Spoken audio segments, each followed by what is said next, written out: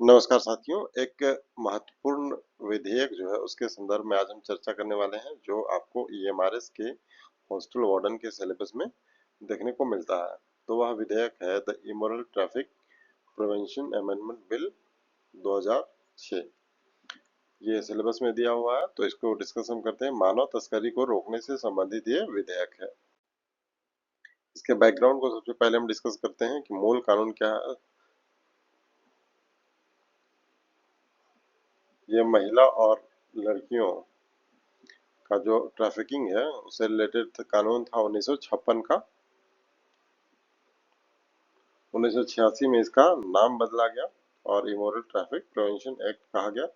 इसे संक्षिप्त में आईटीपीए कहा जाता है। इसका जो पर्पस है यानी कि उद्देश्य है वह है यौन शोषण के लिए मानव तस्करी व्यापार को रोकना। मेन इसका टारगेट है कि जो देह व्यापार के लिए मानव तस्करी किया जाता है, उठा के ले जाया जाता है और देह व्यापार के कामों में लगाया जाता है, इस व्यापार को रोकना 2006 में संशोधित प्रस्ताव हुआ ताकि कानून को और भी एम्पावर किया जा सके और भी सशक्त बनाया जा सके। 2006 में संशोधन की आवश्यकता क्यों पड़ी? पुराने कानून में प्रोस्टिट्यूट शब्द का प्रयोग था जो भेदभावपूर्ण माना गया।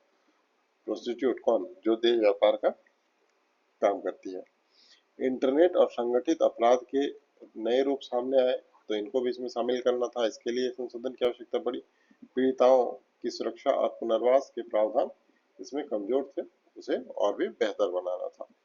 तस्करी यानी कि ट्रैफिकिंग में शामिल पुलिस और दलालों पर नियंत्रण नहीं था, इसे भी और भी बेहतर बनाने के लिए, कंट्रोल करने के लिए इसके जो की अमेंडमेंट्स है उसे पढ़ते हैं। सेक्शन 5C जोड़ा गया।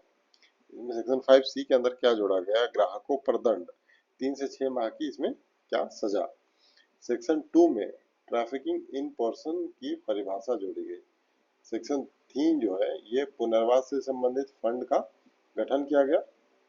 सेक्शन 4 सेक्स वर्कर्स को अपराधी नहीं बल्कि पीड़ित यानी कि विक्टिम के रूप में देखा गया। सेक्स वर्कर्स जो है वो अपराधी नहीं है, वो पीड़ित है, ये बताया गया इस अमेंडमेंट के जरिए। और पांचवा जो है वो आईटी और इंटरनेट आधारित मानव तस्करी को भी इसमें अंदर शामिल किया गया। अब इसके लिए दंड यानी कि पनिशमेंट क्या क्या है? जो दलाल होगा या एजेंट और ग्राहक सभी के लिए सख्त सजा का प्रावधान किया गया।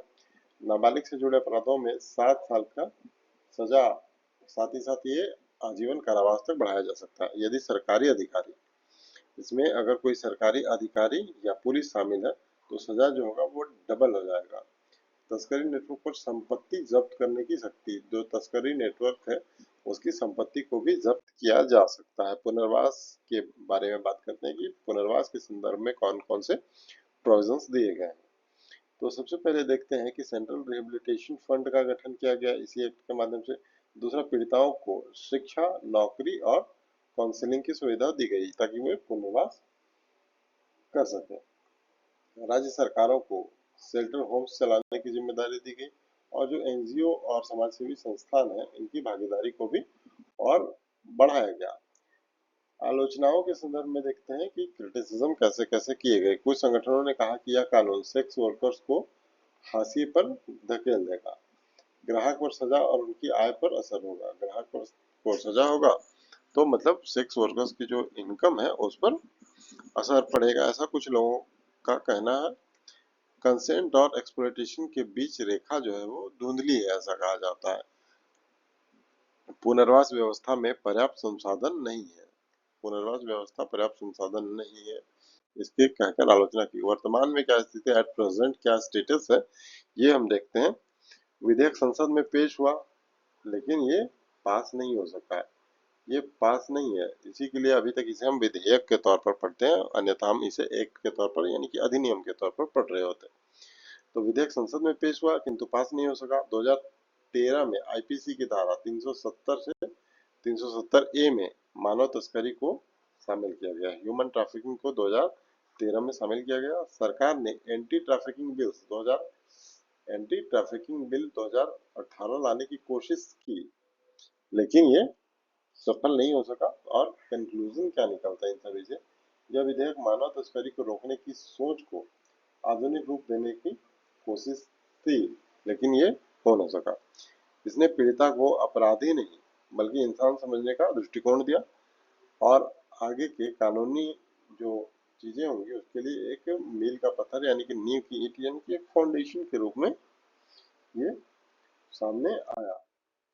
इसके लिए जो हमने स्रोत लिए थे, जो रेफरेंसेस यूज किए गए हैं, वो ministry of women and child development India से रिलेटेड हैं। कुछ ह्यूमन ट्रैफिकिंग प्रिवेंशन जो एक्ट 1956 है इससे जुड़ा है। लोकसभा के कुछ डिबेट्स हैं जो 2006 में किए गए थे। यूएन के कन्वेंशन और ह्यूमन राइट्स के जो रिपोर्ट्स हैं उस पर आधारित ये लेक्चर है। तो आज के लिए इतना ही, मिलते हैं अगले वीडियो में कल आपके साथ। तब तक के लिए धन्यवाद। अगर आपको इस तरीके की वीडियोस चाहिए, आपको एजुकेशनल वीडियोस, तो आप इस चैनल को जरूर सब्सक्राइब कर लीजिए। यहाँ पर रेगुलर आपको वीडियोस मिलते रहेंगे डेली। अगर आप ईएमआरएस की ही तैयारी कर रहे हैं, ईएमआरएस हॉस्टल वार्डन की तैयारी कर रहे हैं, तो इसे आप बिल्कुल सब्सक्राइब कर लीजिए, क्योंकि यहाँ पर आपको एक एक एक्ट करके पूरे एक्ट पढ़ाए जाएंगे और साथ ही साथ जैसे अब थ्योरी खत्म हो जाएगा तो एमसीक्यू की लंबी सीरीज इसी चैनल पर हम आपको लेकर आएंगे। तो आज के लिए इतना ही, मिलते हैं अगले वीडियो में। धन्यवाद।